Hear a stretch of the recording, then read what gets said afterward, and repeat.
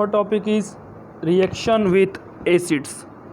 Metals react with dilute acid to form salts and hydrogen. जो हमारे metals होते हैं वो dilute acids के साथ react करके salt और hydrogen का formation करते हैं. Like magnesium plus 2HCl gives out magnesium chloride plus hydrogen.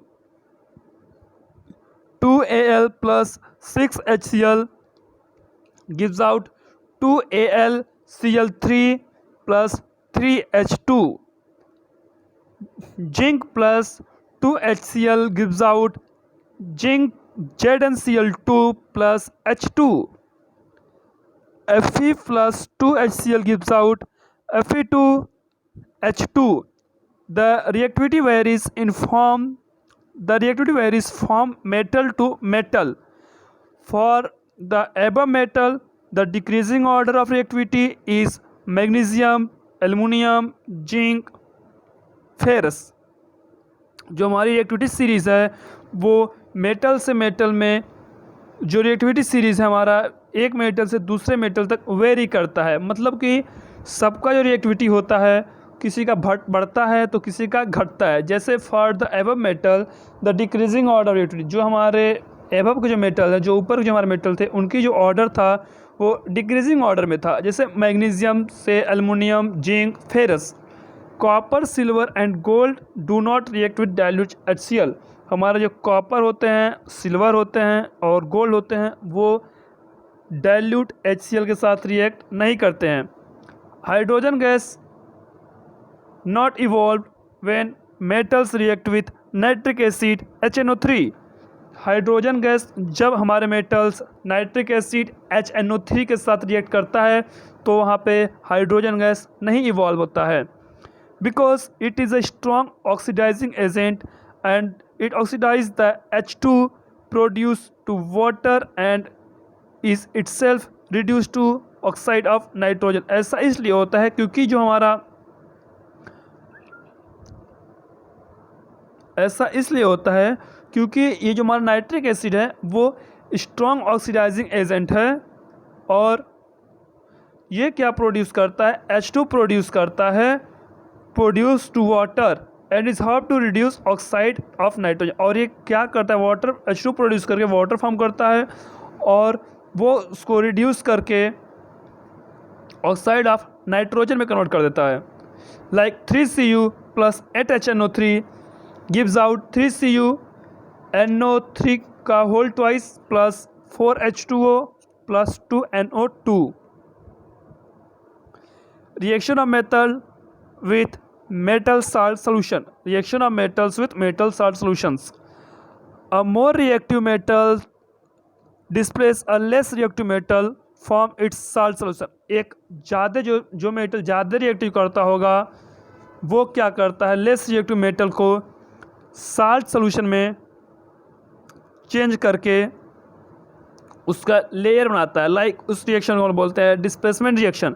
Magnesium displace copper from sulphate solution.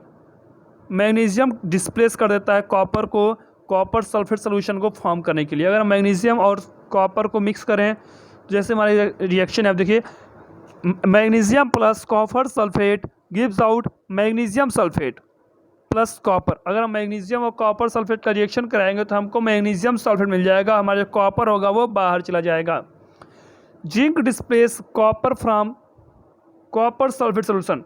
Zinc क्या होगा, कॉपर सल्फेट सोल्यूशन से जिंक क्या होगा, कॉपर को बाहर धकेल देगा. Like Zn plus CuSO4 gives out ZnSO4 plus ZnSO4 plus Cu.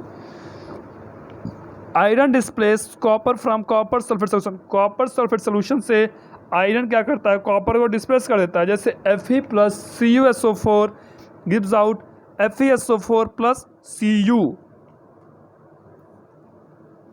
अब हम now we will talk about reactivity series of metal. अब हम मेटल के रिएक्टिविटी सीरीज के बारे में बात करेंगे. The arranging of metal in decreasing order of their reactivity is called reactivity series of metal. Metal का अरेंजमेंट डिक्रीजिंग ऑर्डर में अगर हम उसके करते हैं किसी मेटल का अरेंजमेंट, उसके रिएक्टिविटी के डिक्रीजिंग ऑर्डर में जब हम करते हैं तो उस सीरीज को हम बोलते हैं क्या, रिएक्टिविटी सीरीज ऑफ मेटल। जैसे हमारा जो पोटेशियम हुआ, सोडियम हुआ, सबसे मोस्ट रिएक्टिव हमारा होता है पोटेशियम, उसके बाद सोडियम, फिर कैल्शियम, फिर मैग्नीशियम, फिर एल्युमिनियम, फिर जिंक, फिर आयरन, फिर लेड, फिर हाइड्रोजन, फिर कॉपर, फिर मर्क्यूरी, फिर सिल्वर, एंड सबसे लिस्ट रिएक्टिव हमारा जो होता है वो होता है गोल्ड। तो हमारे पोटेशियम से जो हमारा मोस्ट रिएक्टिव पोटेशियम है उस जैसे जो नीचे आ रहे हैं हम लोग, तो हमारी जो रिएक्टिविटी हो रही है वो डिक्रीज करती चली जा रही है। How do metals and non metals reacts, कैसे मेटल और नॉन मेटल रिएक्ट करते हैं। Metals lose electron and become positive ion, जो मेटल होता है वो इलेक्ट्रॉन लूज करके पॉजिटिव आयन फॉर्म कर लेता है, पॉजिटिव आयन बना लेता है। So they are called electropositive element, इसी वजह से इनको हम लोग इलेक्ट्रोपॉजिटिव एलिमेंट्स भी कहते हैं। For example the atomic number of sodium is 11, sodium का एटॉमिक नंबर हमारा होता है 11। इट्स इलेक्ट्रॉनिक कन्फिग्रेशन इज, और इसका इलेक्ट्रॉनिक कन्फिग्रेशन है 281, और इसके आउटर मोस्ट शेल में एक इलेक्ट्रॉन है। इसको हम बोल सकते हैं इसका जो वैलेंस इलेक्ट्रॉन है वो है 1। It loses 1 electron and form a sodium ion, और ये एक इलेक्ट्रॉन अपना लूज करता है, मतलब एक इलेक्ट्रॉन अपना किसी को दे देता है और वो सोडियम आयन फॉर्म कर लेता है Na+। Na प्लस 1 इलेक्ट्रॉन इसने क्या किया यहाँ पे, वेट, यहाँ पे इसने एक इलेक्ट्रॉन अपना लूज किया। मैग्नीशियम है, मैग्नीशियम ने 2 इलेक्ट्रॉन लूज किया, तो यहाँ पे 2E- हमने लिखा है। Now we will talk about non metals.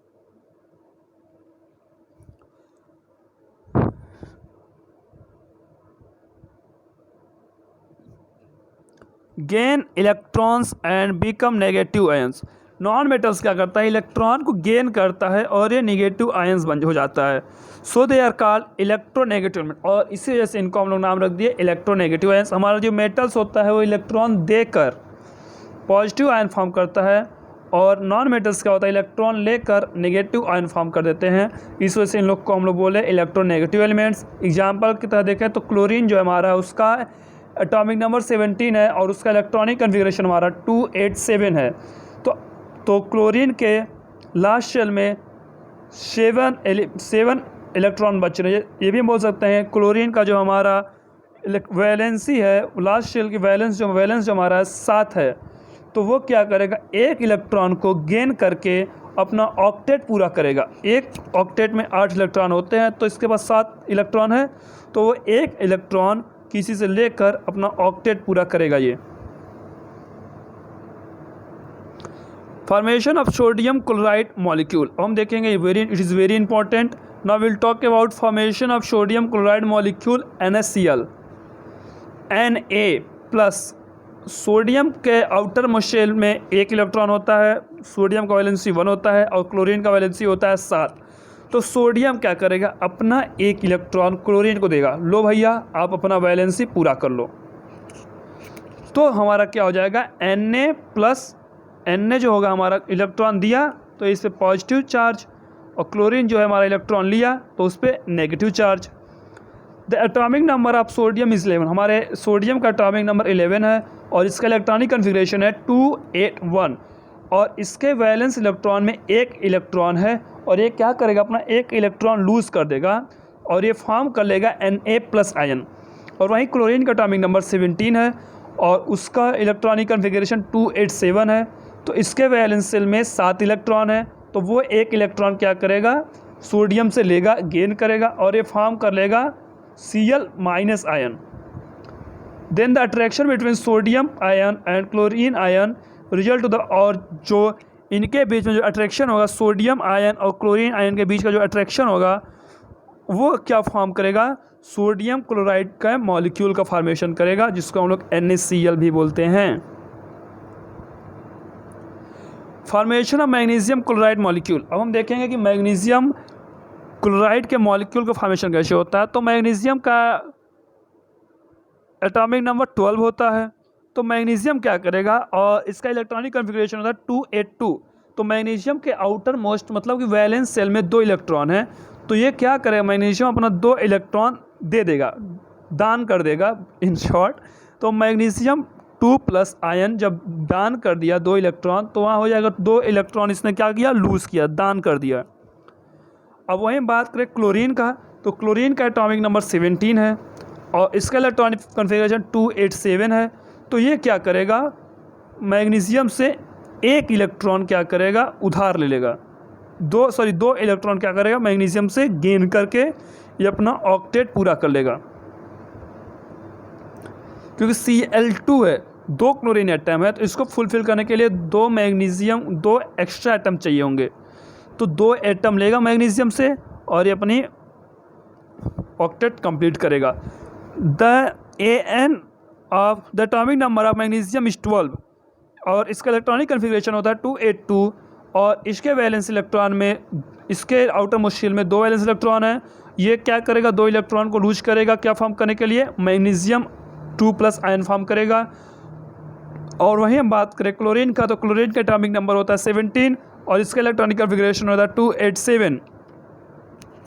ये क्या करेगा, 1 electron and it gain 1 electron from 7, it gain 1 electron from Cl minus, then the attraction between, और ये क्या करे, 1 इलेक्ट्रॉन Cl- से लेगा मैग्नीशियम, तो इन दोनों के बीच जो अट्रैक्शन होगा, एक फोर्स काम करेगा, अट्रैक्शन फोर्स, तो उससे हमारा फॉर्म होगा magnesium chloride. Now we will talk about ionic compound, electrovalent compound. Ionic compound are compound form by the transfer of electrons from a metal to a non metal. Ionic compound वो compound होता है जिसमें electron का transfer होता है, transfer electron होता है metal से नॉन मेटल में। Now we will talk about properties of ionic compound. They are form by the transfer of electron and are made up of ions. ये क्या करते हैं, ये कैसे फॉर्म होते हैं, ये इलेक्ट्रॉन के ट्रांसफ़र से फॉर्म होते हैं। जब इलेक्ट्रॉन मेटल से नॉन मेटल में ट्रांसफ़र होता है तब ये फॉर्म होते हैं और ये फॉर्म होती है आयन से मिलकर बने हुए होते हैं। दे आर क्रिस्टलाइन सॉलिड, ये हमारे क्रिस्टलाइन सॉलिड्स होते हैं। They have high melting point और इनका मेल्टिंग पॉइंट और बॉइलिंग पॉइंट हाई होता है। They are soluble in water but insoluble in organic solvent. ये वाटर में तो सॉल्युबल होते हैं, मतलब वाटर में डिजॉल्व हो जाएंगे, पर ऑर्गेनिक सॉल्वेंट जैसे पेट्रोल कैरोसिन हुआ उसमें ये डिजॉल्व नहीं होते हैं। They conduct electricity in molten state और इन सोल्यूशन। ये मोल्टेन स्टेट में या फिर सोल्यूशन में इलेक्ट्रिसिटी कंडक्ट करते हैं।